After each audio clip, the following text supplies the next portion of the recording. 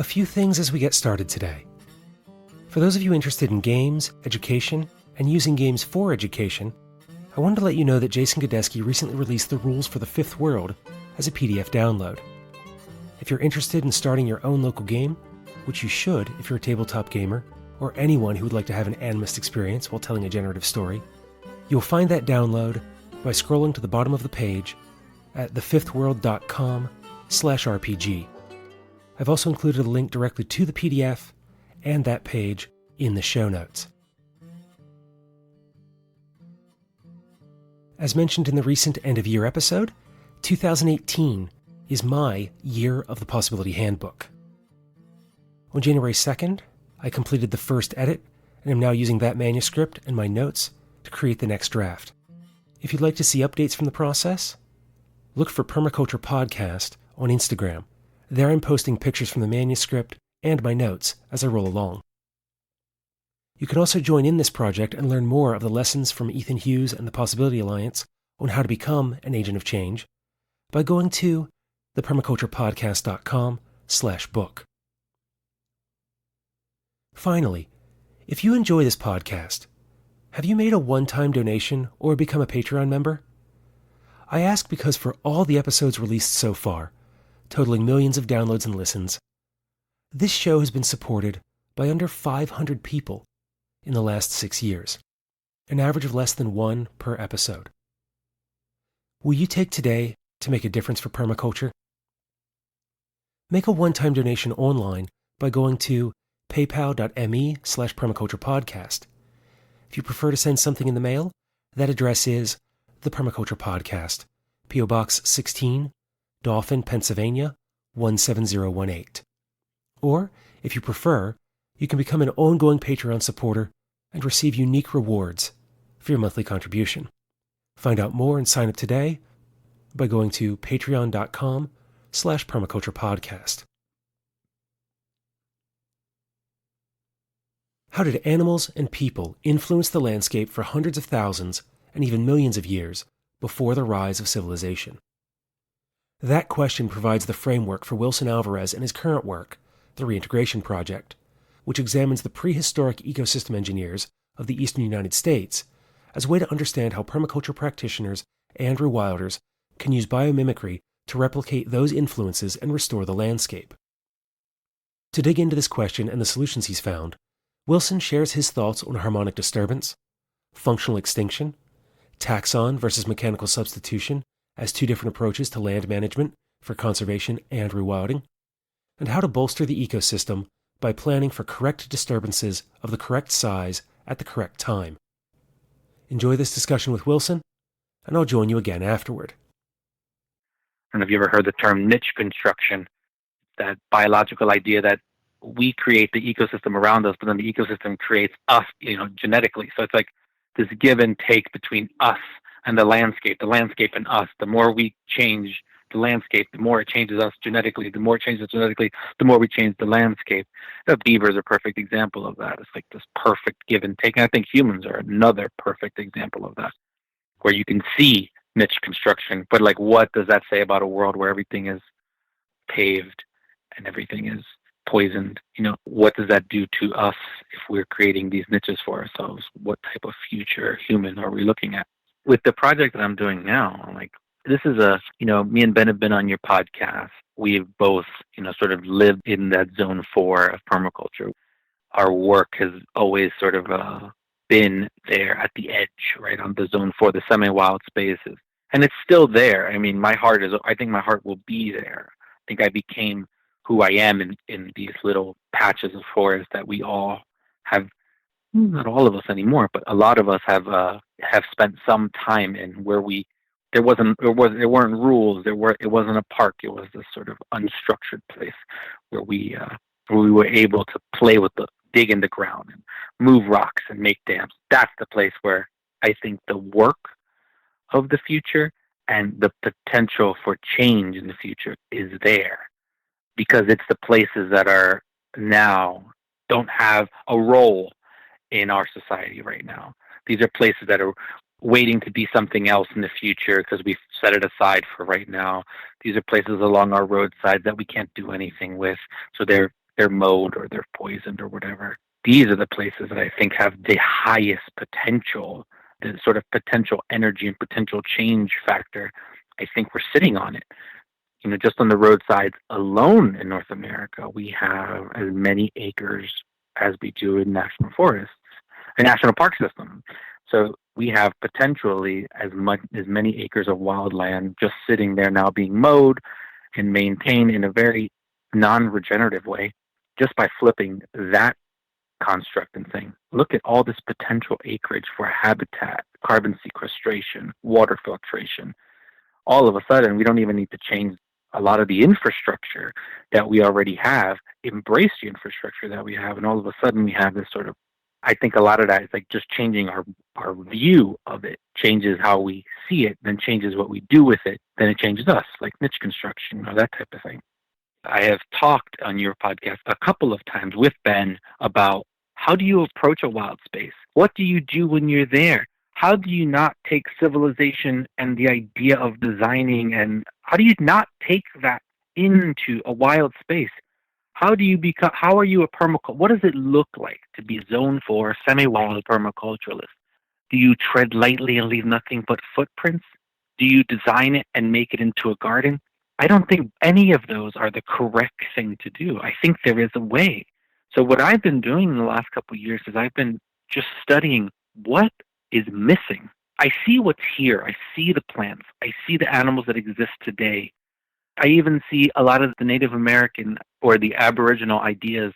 So I've gone back that far. I've gone back to thousands of years, how natives use the landscape, how natives manage the landscape. But there still has always been this lingering question. It's, okay, I see how when humans came, I see that. I see their adaptations to large-scale landscape management. And it's all very, very good. And it's a productive thing to look at and emulate. But what about when you go farther? What did the world look like before humans become the ecosystem engineers on a global scale? And then you start to look at a world that looks very, very different than the world that we know. And then you start to think about how we're restoring landscapes and how we're trying to regenerate these landscapes. We're regenerating these landscapes based off of models that are false or flawed. We're basing them off of models that are very human-centric. Even if we go back 1,000 or 2,000 years to this landscape here and say, yep, this is it. This is what should be in this forest. It's a very human-centric forest. It's a very human-centric idea. And when I take people out into the forest now, I say, what do you see? And they say, oh, there's a tree here. Oh, look, there's a stream here. What do you not see? Because that is the most important thing. What you don't see is what the earth is sort of vying for. And I say, do you know that there were 2 elephants that lived in Pennsylvania? Elephants? No. Yeah, there were 2 elephants. Now think about an animal that is 10,000 pounds to 13,000 pounds, that can knock down trees at will, that could dig wells. These are animals that they lived in North America for at least 20 million years.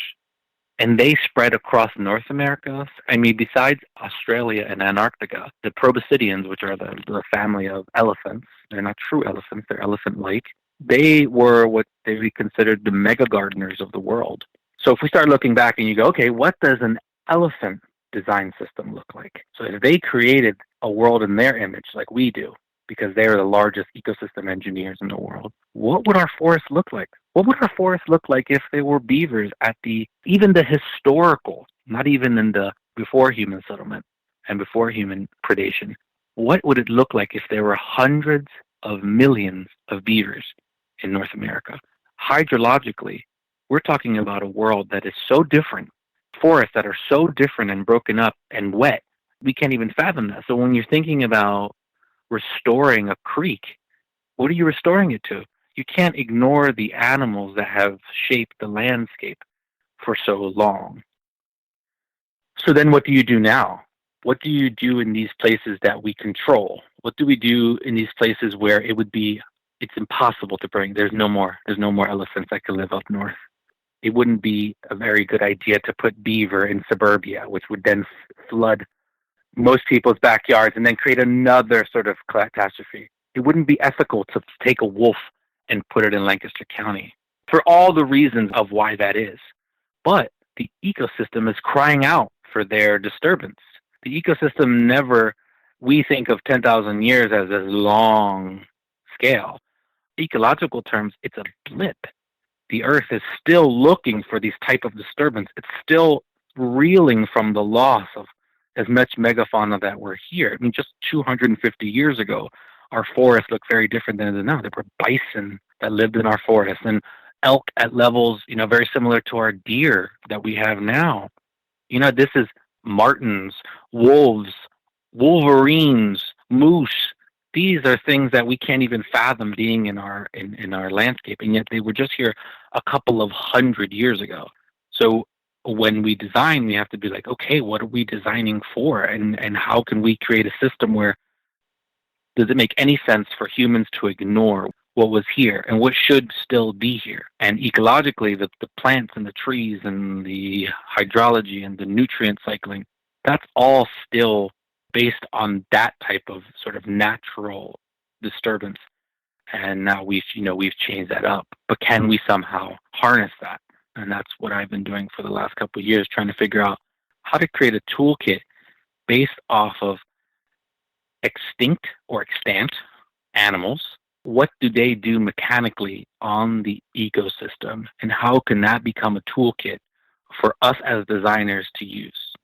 So then, are you looking to recreate the kinds of disturbances and changes that those animals, in particular the megafauna, the impacts that they had upon our forests and landscapes? Or are you looking to do like some of the conservation rewilding where they're reintroducing large animals, either the direct species that were in an area or analogs for them? That was the idea, right? I think, I come from a rewilding background. I've been trying for many, many years, 15 years or 16 years now, to turn myself into a more wild human state. As much food as I can, hunting and gathering and learning ancient toolkits and how to make them and use tools. So that's one part of rewilding, the human form of rewilding. And then there's this conservation rewilding. It's like, okay, the earth is in dire need of large animals and small animals, but large animals in general that make these humongous impacts on ecosystems at landscape scale, which is really important to remember. We're talking about vast areas versus, when permaculture, we think about farm scale. We're talking about landscape scale. So what I've been trying to do is say, if the ecosystem is struggling because there is an overpopulation problem that is not easily fixed. We have a lot of human beings born every day. And that is something that is sort of I always think of it as the unspoken design aspect that no one wants to talk about. It's not a good thing to talk about. It's not a happy or nice thing to talk about because there's not much we can do about it. So we design around it, and we try very hard to design around it. We try to design systems that make more calories per acre, produce less waste, and use less water. But there's still one problem here. There's too many humans, and humans act like humans. Just like when there are too many deer on a landscape, all deer need the same browse, they need the same water, they need the same trails, so they can devastate an area. There's too many rodents. It doesn't matter the size, it's just the quantity you can overstrip an area with high populations. This is what we're doing. Too many humans needing what humans need, too many humans acting like humans. How can you fix that? So if you get humans to not act like humans on the landscape, so we have this idea of functional extinction. Even though we have the deer, which is, across Pennsylvania, the deer is our largest herbivore. Oh, we have the elk. Yes, we have the elk. But we have elk in 2 counties, about 5,000 individuals. That is what they call functional extinction. While they're not extinct, what they produce mechanically on the landscape with their disturbance is extinct. Yes, we have some beavers in Pennsylvania, but they're on such small numbers that the positive impact of the animal is now extinct. It's gone. But we can step in. I've been thinking now for the last 2 years now that what makes us human is not that we created tools. I think, they call us the tool makers. That is not distinctly human. I think what is distinctly human and why we made the tools in the first place, our gift is to mimic. We are what I consider the mimicking mammal. We're not the tool-making mammal. We can look at an animal, look at how they do something, look at the toolkit that they use, their teeth or their claws, and we can emulate that using another product. We can make sharp things out of rocks, and we can use fire just like nature does to harden things. So I don't think the tools making made us humans. I think it's the mimicking. And if you think about how quickly we moved across the landscape, we didn't have to grow hair. We didn't have to adapt to northern environments. We just took the adaptation off of someone else and put it on us. That didn't allow us to form these long equilibriums with landscapes that, for example, a lion would have to. Left Africa, spread across and into North America. You have this long sort of adaptation process of growing thicker hair and the weaker dying and this evolution that's built, this niche construction. We bulldoze through that. And I think what we are looking at today in the sort of modern world is the consequences of bypassing sort of biological evolution. We moved through that by being able to strip an animal of its fur and put it on. We didn't have to grow our own. Now I think we have enough information and enough ideas out there that we can say, okay, we're too many humans. I know that. I don't think anyone can disagree now. We're overpopulated beyond belief.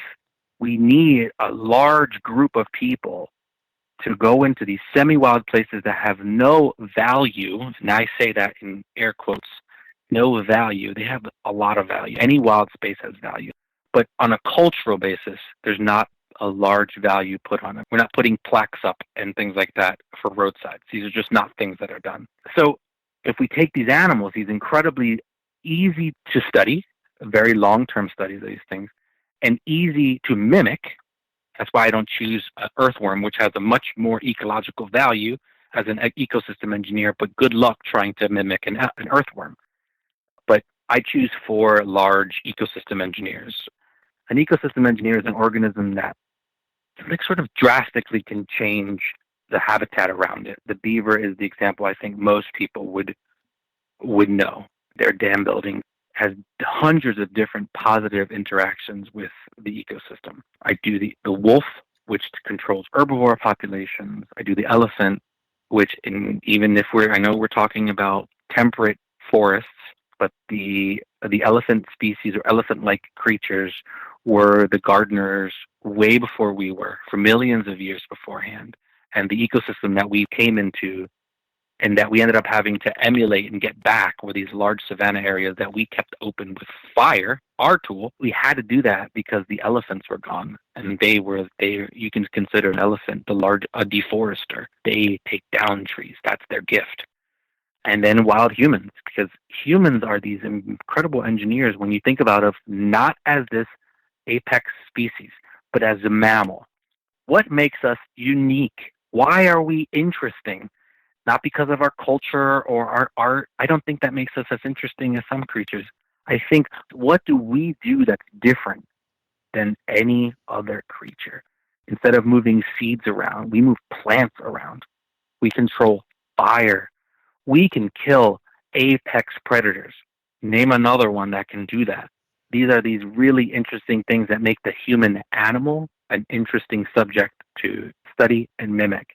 Not us as dominators, but us as literal mammals.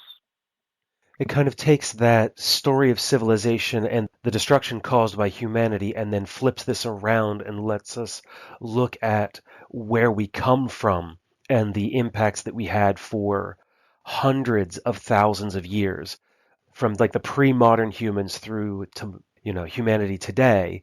That idea, it reminds me of of tending the wild, the way that we kind of filled these niches as other animals went extinct by human hand or otherwise, that we learned from them and we told the stories that then we could fill in those places. Absolutely. And, I read the question that was given about, should we look at ethnographic land management? Should we look at traditional ecological knowledge as a toolkit for moving forward in how we interact with wild spaces? Absolutely. But we have to question why those became traditional ecological knowledge. When you think about Let's take the Aborigines, for example. There's a great book out called The Biggest Estate. It's by Bill Gammage, and he talks about how the entire continent of Australia was managed, heavily managed by fire for time immemorial. I mean, you're talking about a culture that has been there for at least 40 to 50, some say 60,000 years.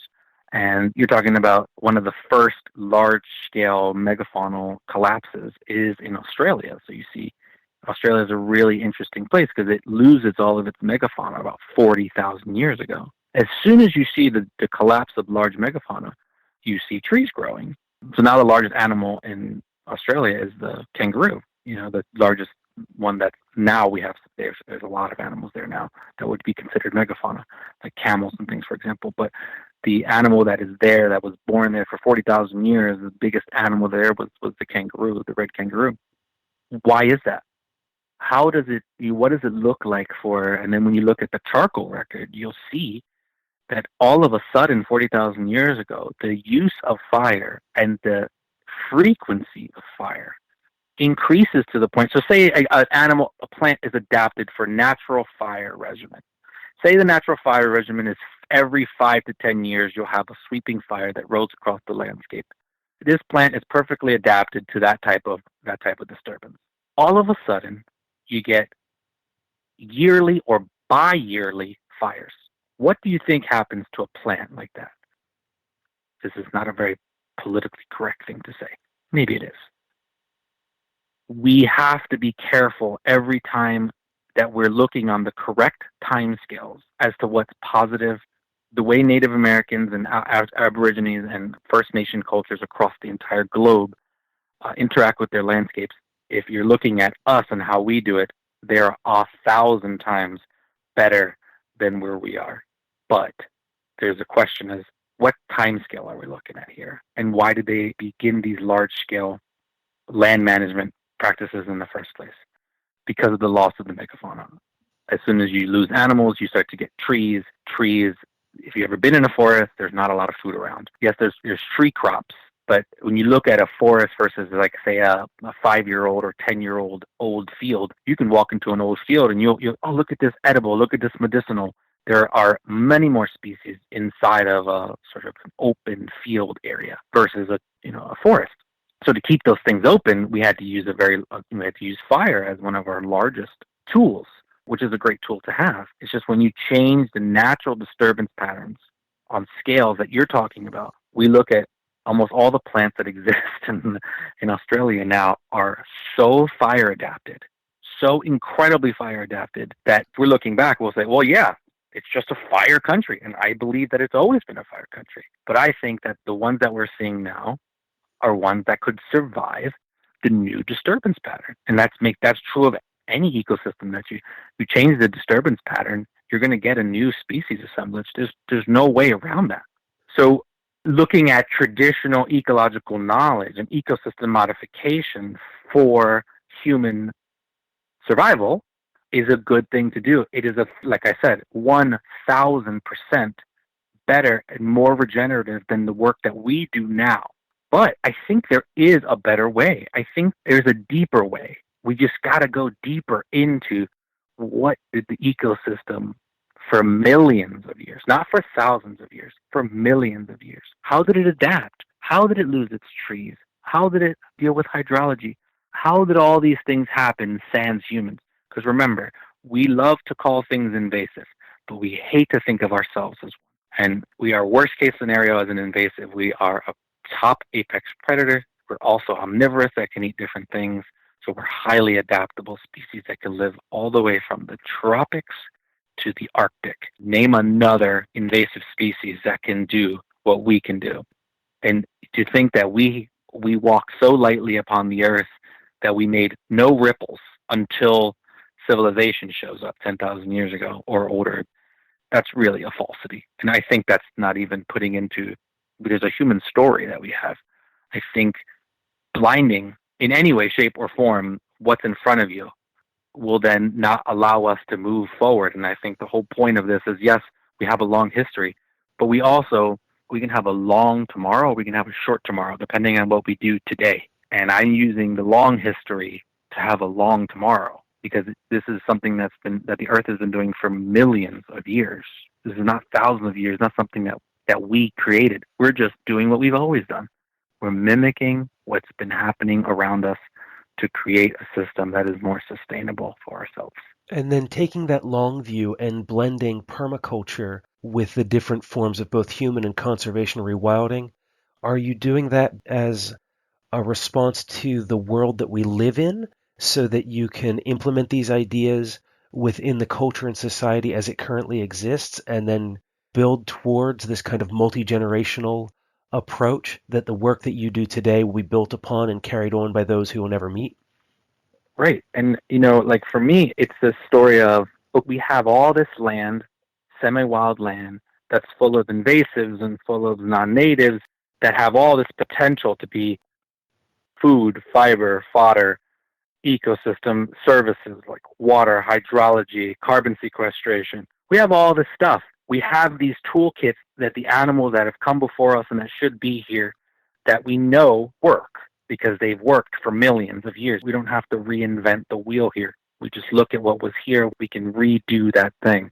And when you look at what's happening in sort of rewilding circles, especially in Europe, you'll see how they use what they call taxon substitution. So in a place where they can't bring bison back in for the myriad of reasons, not enough to move in, or there's not the disposition of a bison or something wouldn't work. So in national parks and some places, some larger parks there, they use Highland cattle, or they use all different types of cattle, but Highland cattle they have a very similar mechanical disturbance than a bison. They eat the same, they're about the same size, they make the same type of wallows. Not exactly. What I've done is saying, okay, since we need these type of the ecosystem, not we, the ecosystem needs nutrients to be dispersed on large landscape scales. An elephant walks 30 miles a day. It takes 2 days for the food that it ate 2 days ago, 48 hours for it to digest and then come out on the other side. So you're talking about 30 to 40 miles away, you're getting these huge nutrient dumps between this movement of nutrients on scales way different than what we're thinking about here. Now we do chop and drop, and we drop nutrients right where they are. And we're not moving these nutrients on scales and things that we're needing to do. They also only have, when we think about an elephant-shaped world, that's what we kind of moved into after they went extinct. We still were trying to emulate that. That's what we came up as. We came up in these elephant-shaped worlds. They move all these seeds because they have very poor digestion, so only 40% of what they eat gets digested. So what comes out the other end is like incredible amounts of seeds and incredible amount of fertilizer, all in these huge piles. So what does that look like today? It's like, what can we do to emulate that type of thing? Or the wolf, it controls herbivore population. It feeds other carnivores with the scavengers with its carcasses. It cycles nutrients by killing animals. So I'm saying we can't use taxon substitution in a lot of places just because it's too small. It's a couple acres near a roadside or near a river, or it's a park that wouldn't be good for it to bring an animal in. But you can still use the same type of disturbance. And what I call it is mechanical disturbance substitution. Instead of a taxon substitution, we're doing the same thing, just we become these animals. And it takes, very simple toolkits. At the Horn Farm Center in New York, where I started actually going to a place and trying to say, okay, what does this look like? There's a 6-acre plot there. It's a 180-acre place, the Horn Farm Center, 180 acres in York, Pennsylvania. 68 acres is what I call spontaneous forests. In 1970, it was a field, and now it is a forest. So you're talking about a very young forest, a highly disturbed forest, and if you're looking at it through native eyes, it is a very invaded forest. Almost everything that is there is a non-native species.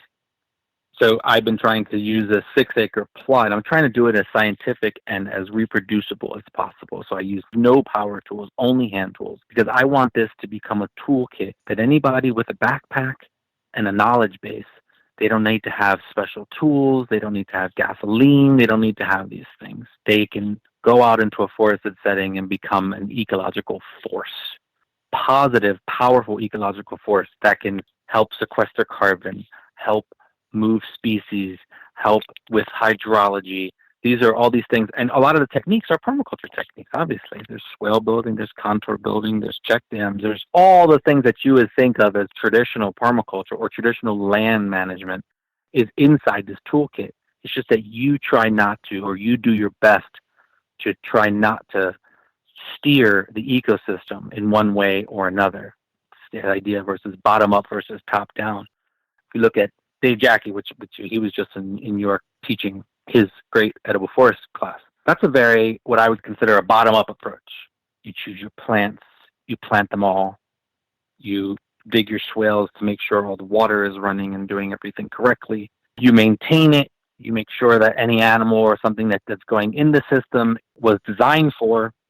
Now, my approach is very much like you would think of the wolves being reintroduced into Yellowstone. It's a very top-down approach.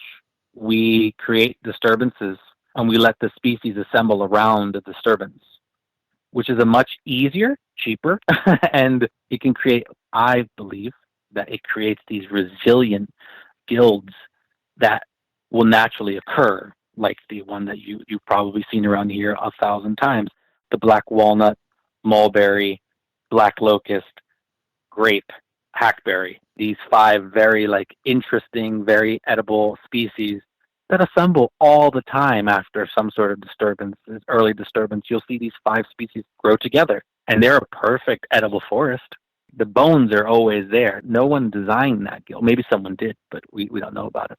So we're trying to do this. We're trying to create the disturbance. We're trying to shore up the ecosystem that's there, make sure it's not losing any soil, make sure just to shore up what's already there, and then allow the ecosystem to, using what I call mechanical disturbance or harmonic disturbance, using that type of techniques instead of the traditional land management techniques. I want the ecosystem to say, oh, I know this disturbance. I can do something with this. And this disturbance is done on scales and on frequencies that is much more natural than what a human would do. So you're looking at going in and dropping a tree to create a patch of sunlight to replicate if a tree was taken down by a storm or had died and eventually collapsed, so that then you allow more sunlight onto the forest floor, or to place something across a small waterway to create a pond or an ephemeral pool of some kind, and then just letting the ecosystem fill in the differences? Let's think about an elephant, for example, in a landscape. Elephants are deforesters. They're not reforesters. They're deforesters. They can take down 20 to 30 trees a day. These are trees 8 to 20 inches in diameter. They just push them down. So what's the difference between an elephant taking down a tree and a human taking down a tree? You probably just realized it. When you see a blown down tree, you get this very specific thing that happens. You get this divot where the tree was, and then you get this hump that happens.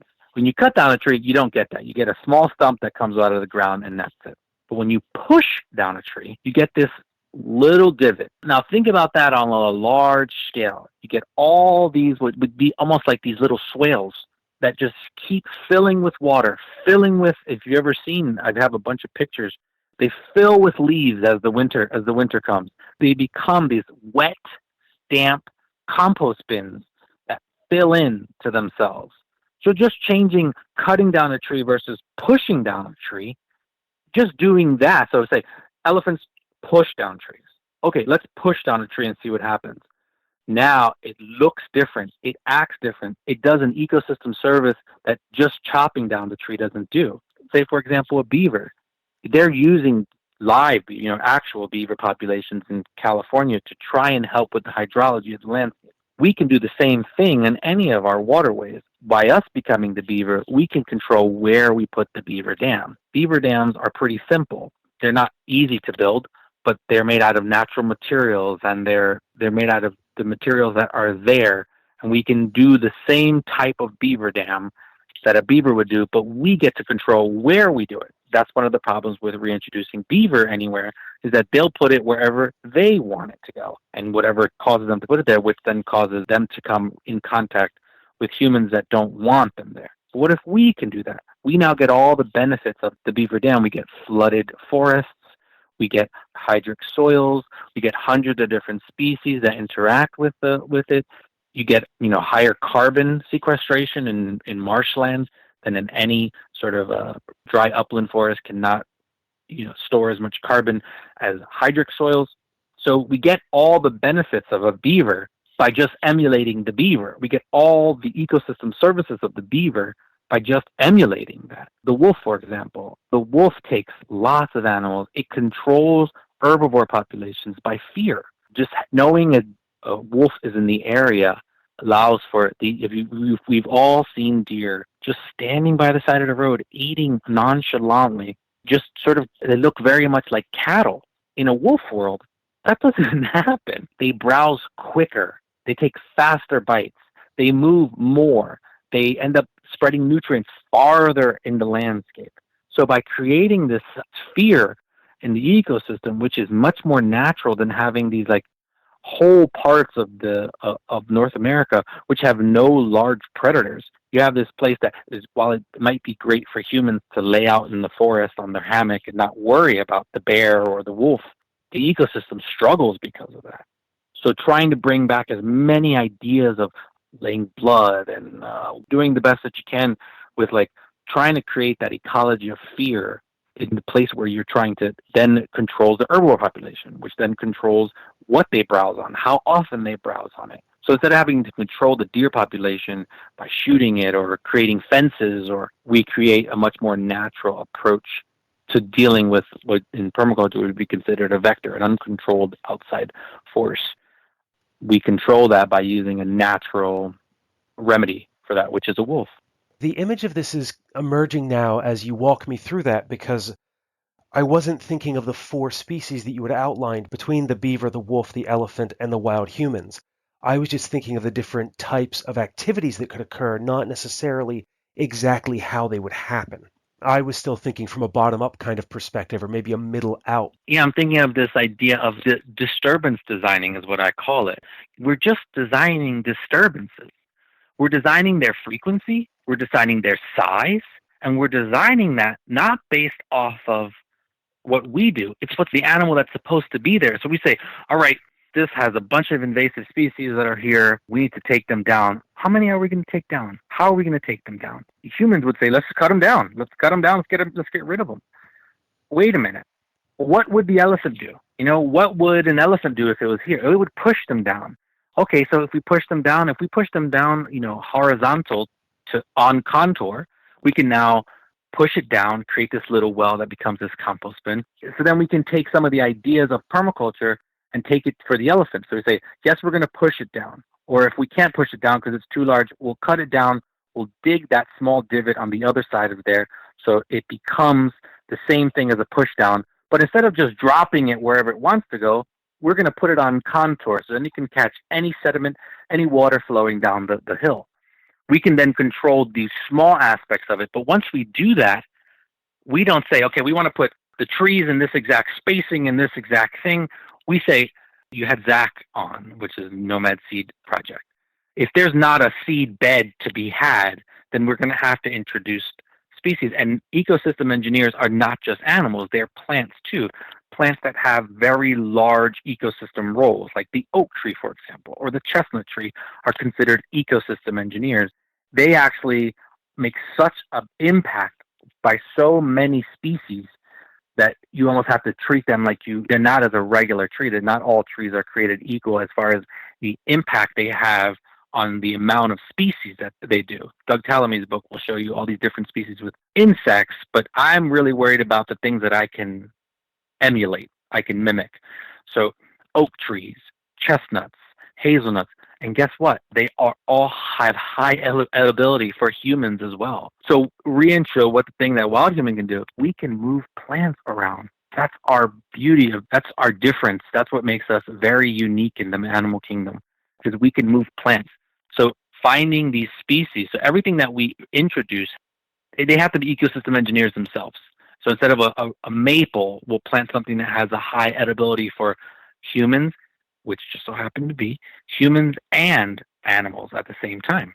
We'll plant an oak tree instead of a maple tree, which might be cheaper to get the maple and they might grow faster, but long-term repercussions of creating a highly variable ecosystem that can then withstand a higher carrying capacity would be planting ecosystem engineers, planting plants would have high value to the wild spaces. And I only plant natives. Why? Because I can't make a mistake. I like a lot of invasives, quote unquote, air quote, invasive species. I think they have potential to do a lot of things. But what I'm doing in my forest is I'm converting the invasives into habitat. I take the ailanthus down, for example. I take the ailanthus down, I use it. So if I need to build a beaver dam, why would I take down the birch tree and the black walnut, which have they're native, two, they're doing ecosystem service. They have a relationship with the fungal, the mycorrhizal. Let's not take them down. We have this problem, privet, multiflora, Japanese bittersweet. Let's not see them as a problem. It's part of our solution there. We have all this sort of wood and cellulose and everything that we need. We can convert all the invasives into habitat. And so I use them for check dams. I make brushwood bundles so I can shore up for sediment. And I'm using 100% invasives for that. And, some native purists will say, you got to get rid of them. Sure, I think you have to manage them. I don't think you can get rid of them. You can't. They're here to stay. Manage them by dealing with the vectors that are causing them. They're only there because of some type of unnatural disturbance in the first place. So by shoring up the ecosystem that exists, that's the first step of intervening in a wild space for me, is shore up the ecosystem that's already there. And what that will do, and it's like identify and assess the vulnerable areas and species and nutrients in the existing ecosystem. So its limitations is topography, that thing. And then only after you identify, you fortify the health and adaptability, right? You design specific things and you begin to implement for, say, you have an erosion channel. That's going to cause a problem. So why would I not? That's the first thing I need to do. I need to shore that up. So I need to create check dams and fill that in and, drop some trees in there and do what I need to do to deal with that sort of vector point that's losing energy out of the system. Once the system becomes stable or semi-stable, in a stable state, then we begin the bolstering process. You bolster the ecosystem by implementing sort of a mechanical disturbance, or what I call harmonic disturbance. If you think about when something is in harmony, even a sound of a voice is in harmony, when there are multiple people singing at one time, when there's a harmony, there's a beauty to it. There's an ease to it. So that I think it's the idea of like the correct disturbance at the correct frequency and size then creates this harmony with the ecosystems. And then through that harmonic disturbance, you allow the ecosystem to transform itself into whatever novel state that we might not even know. I think a lot of the problems that we have when you're thinking about conservation or sort of conservation projects is we need to control everything that's going in. I think we've spoken to Dow Ryan about how they naturally the beyond the war on invasive species. What is best practice is pretty brutal and it's pretty expensive.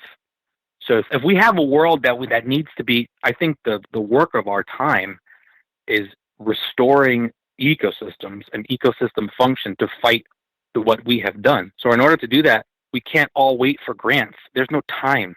The old way needs to die for the new world to come in. And the only way to do that is by making each individual human being, giving them a toolkit that they can, 1, afford, 2, understand, and 3, can almost do no harm. They're choosing native species instead of invasives. They're taking the invasives because they have to bolster the ecosystem and fortify it. They have to you almost have to do positive things by looking at what the ecosystem is needing instead of what you're needing from the ecosystem. So it's the first ethic, earth care.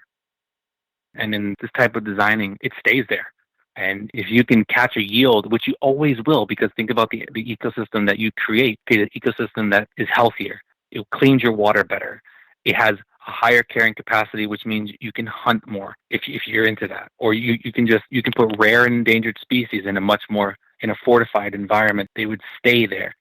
There's so many positives to it, you almost can't do wrong. And with the Horn Farm Center, what we're doing is, I want to create a physical space that you can come in and say, so this is what mechanical disturbance can do. So I'm using a 6-acre plot now. There's another 6-acre plot that we're leaving as is. And I want to show mechanical disturbance can be this incredibly positive large scale, six, and then I'll move into the 60 acres that are there, and even try and get the forest larger eventually if it all goes to plan. Get this ecosystem so it functions at such a high carrying capacity, it stores so much carbon, and does the best, creating a very positive ecosystem influence. All of that seems pretty straightforward in some ways for me, kind of sitting in this place as both a permaculture designer and someone who has formal training in resource management as it deals with like the landscape and natural resources. And it's interesting because you're providing a lot of the tools and services that are talked about within the natural resource management world about the best practices and the things that we should do, but that when you look at what is available monetarily through grants and other practices, they just can't be implemented.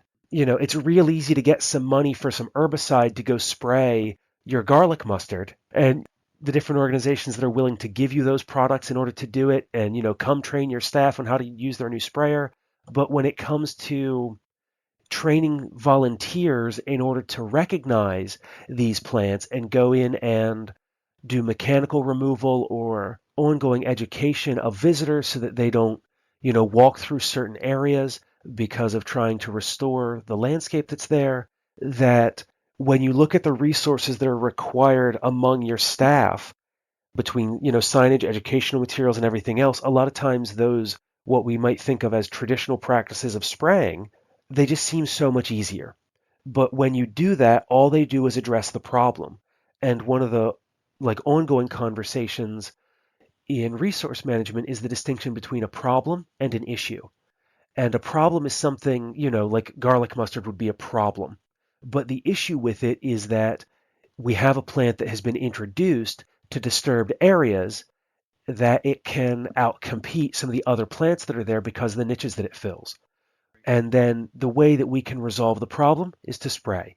The way that we can resolve the issue is through things like, again, mechanical removal of that garlic mustard, and then coming back through and restoring those woodlands or that ecosystem so that niche no longer exists for that kind of a plant or other problem. I've spoken a lot about what we're actually doing for the landscape, but while the term rewilding has its merit, it's well known, I think it has a lot of pitfalls and downfalls just because of what it's been used for, who's used it, how it's been used. The idea of what is wild in the first place becomes this, really slippery slope. But when you're in the forest and you make a positive impact and you're part of the sort of the evolution of the next forest that is coming up, you get a benefit as well. Because like I said, this is sort of the synthesis between conservation rewilding and human rewilding. So I haven't spoken at all about what does the human get out of this. Richard Louve's book on the idea that we don't spend enough time in the forest, and we all struggle without intact ecosystems. So becoming this ecological force, you're not just helping the ecosystem, you're helping yourself. It's physically demanding. You now have there's a real purpose in a life. Humans need to move into these forested settings almost in mass, at least for the next 100 years. We need to value the idea of ecosystem regeneration and human rewilding as a culture. And if we do that, we can allow people like Zach, for example, with his nomadic seed. He barely makes any money. He does it. It's a project that he loves and he understands, and it's a passion. And me, I don't make a lot of money either, but I know how important it is. And I know, have you ever heard of the jungle man of India? He planted 1,000 acres. Yeah, planted 1,000 acres on his own over 20 plus years. This is the type of work that I think, if we're thinking about ourselves as permaculturalists, if we're thinking about ourselves as worried about climate change, and even if you never step foot in a forest, you never step foot in a wild space, and you never plan to, you're just as beholden to the services that the ecosystem provides for you in the term of fresh air, fresh water, all sort of the ecosystem services that a wild ecosystem provides. You're still beholden to that. There's still no technology. I don't know if there ever will be a technology that can replace what an intact ecosystem can do. That's not to say anything about biodiversity, that the loss of it is, it's beyond criminal. The idea of something that took 10 million years to turn into the animal that we see today and to let it go extinct is just unbelievable. But we all know the climate that we live in. We all know the visceral sort of corporatocracy that we live in today. Are we really waiting on our roofs like the people in Katrina? Are we waiting for a government that is not showing up? That will never show up. No one is showing up here. The party is here. Like, the work that's being done is always and always has been done by your neighbor. And, I think the falsity is that we're always waiting for some grant to come. So we just got to wait for the money to come in. And I think we have to prop ourselves up like we do in any catastrophe. You'll see the best in humanity. You see your neighbor come out with his boat and save the person that they might not even like each other, but it's a human being. This is the work of our time. The work of our time is to mitigate climate change in any way, shape, and form that you can possibly do. But there's no avenue that's going to that exists right now that is going to pay for this.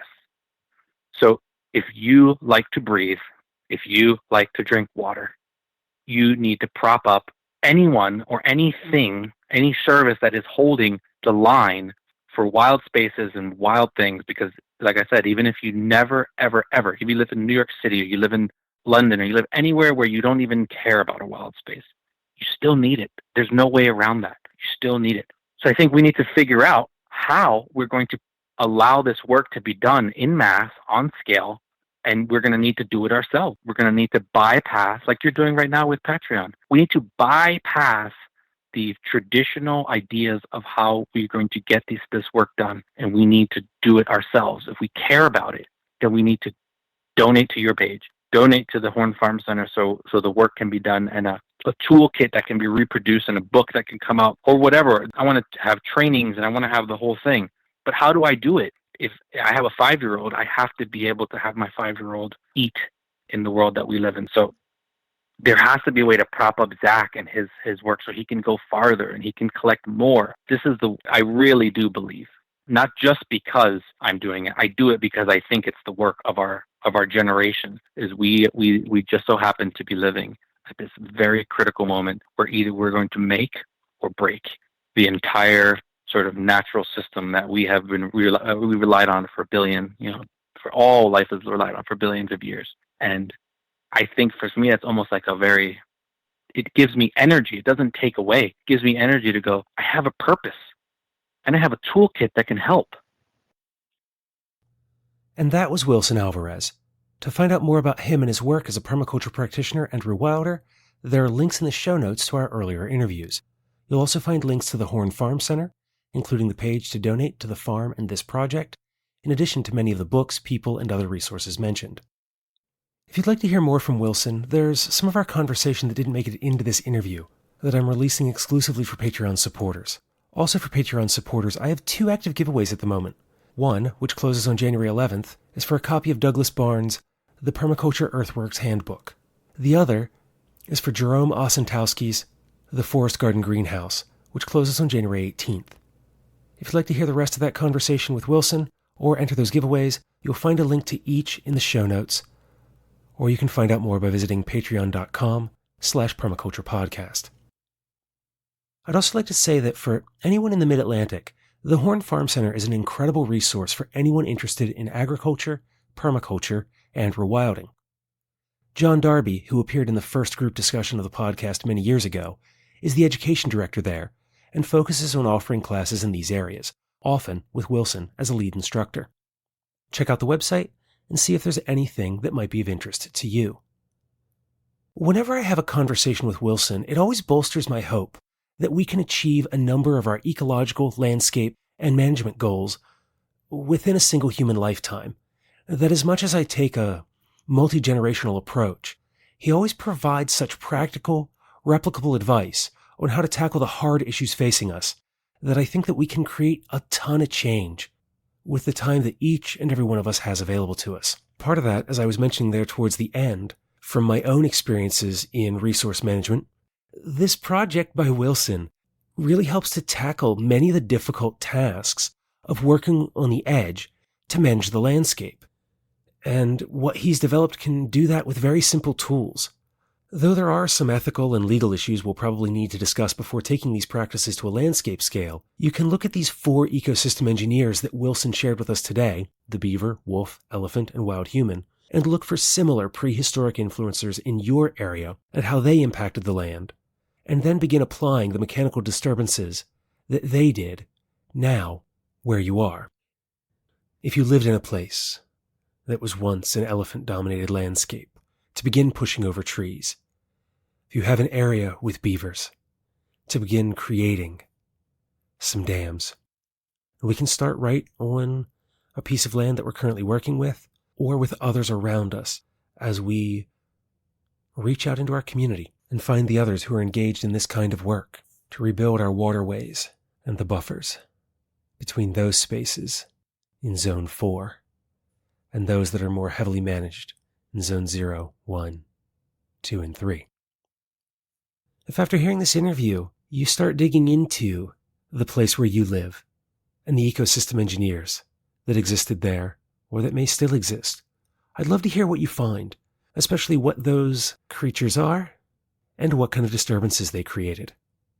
As always, you can get in touch with me by phone, 717-827-6266, send me an email, show@thepermaculturepodcast.com, or drop something into the post. The Permaculture Podcast, P.O. Box 16, Dauphin, Pennsylvania, 17018. From here, the next interview, out in about 10 days, will be my conversation with Michael Judd about natural burials. Until then, spend each day creating the world that you want to live in by taking care of Earth, yourself, and your community.